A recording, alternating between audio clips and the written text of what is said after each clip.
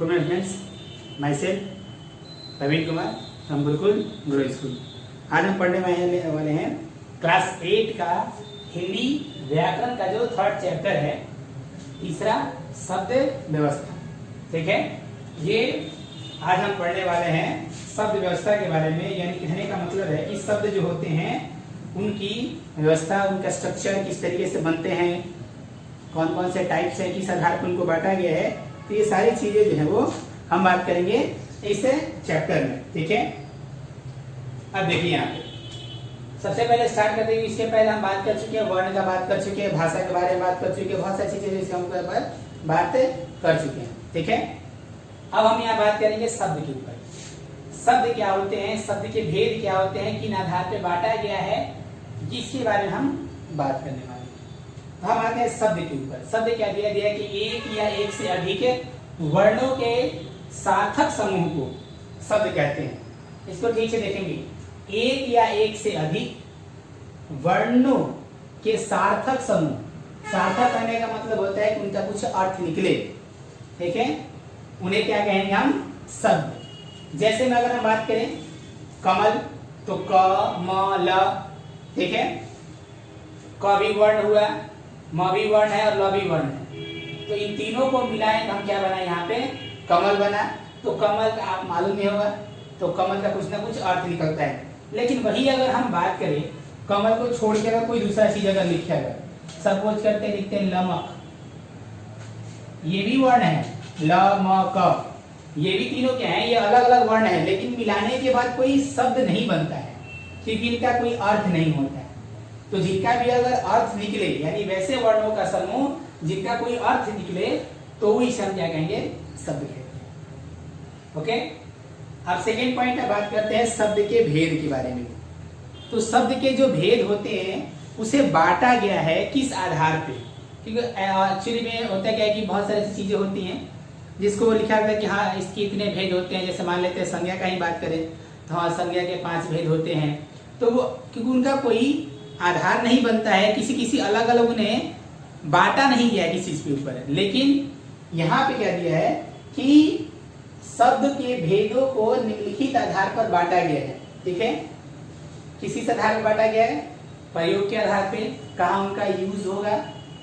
Second, रचना के आधार पे, structure के अनुसार, उत्पत्ति यानी आए कहाँ से हैं, इनका सोर्स क्या है, और 4 हमारा है व्याकरणीय प्रकार, यानी व्याकरण में उसका कहाँ कहाँ इस्तेमाल होता है, उसके अनुसार इनको शब्दों को बांटा गया है। तो आप देख सकते हैं, फिर से देख सकते हैं, शब्दों को बांटा गया है किस किस आधार पे, प्रयोग के आधार पे, उत्पत्ति के आधार पे, रचना के आधार पर और व्याकरणीय प्रकार के आधार पर। यानी व्याकरण में उसके कार्य क्या होते हैं, कहाँ पे उसका उपयोग होगा, कहाँ पे उसके प्रयोग होंगे, उसके आधार पे बांटा गया है।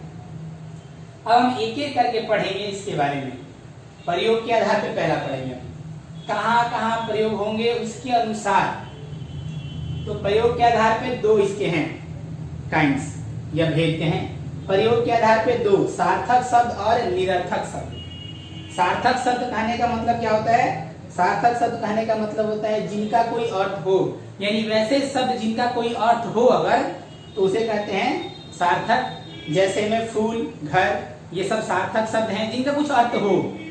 अगर अर्थ होगा तो सार्थक होंगे, और जिनका अर्थ नहीं होता है वो निरर्थक होंगे।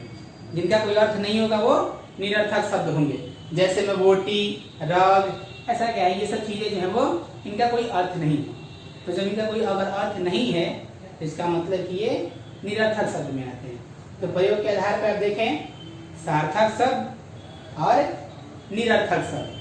सार्थक शब्द क्या है, जिनका कोई अर्थ हो, और निरर्थक शब्द क्या है, जिनका कोई अर्थ ना हो।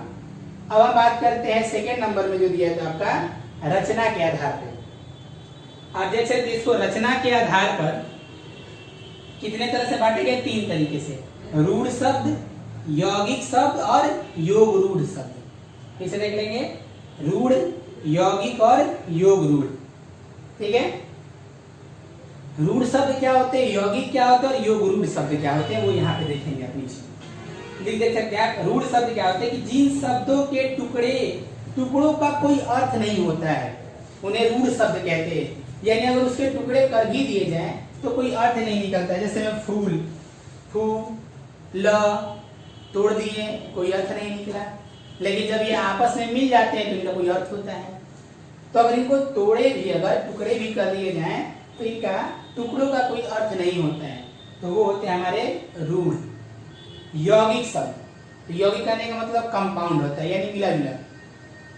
दिया क्या आपका कि दो या दो से अधिक शब्दों के मेल से, दो या दो से अधिक शब्दों के मेल से बनने वाले शब्द जो होते हैं वो यौगिक शब्द होते हैं। ठीक है, दो या दो से अधिक के शब्दों के मेल से जो शब्द बनेगा वो यौगिक शब्द होगा। लेकिन इसमें एक नोटिस करने वाली बात एक ये है कि अगर इसके टुकड़े करें हम, यानी यौगिक शब्द के अगर टुकड़े करते हैं तो उन टुकड़ों का अपना अपना अर्थ निकल जाता है, उनका अपना एक अर्थ होता है।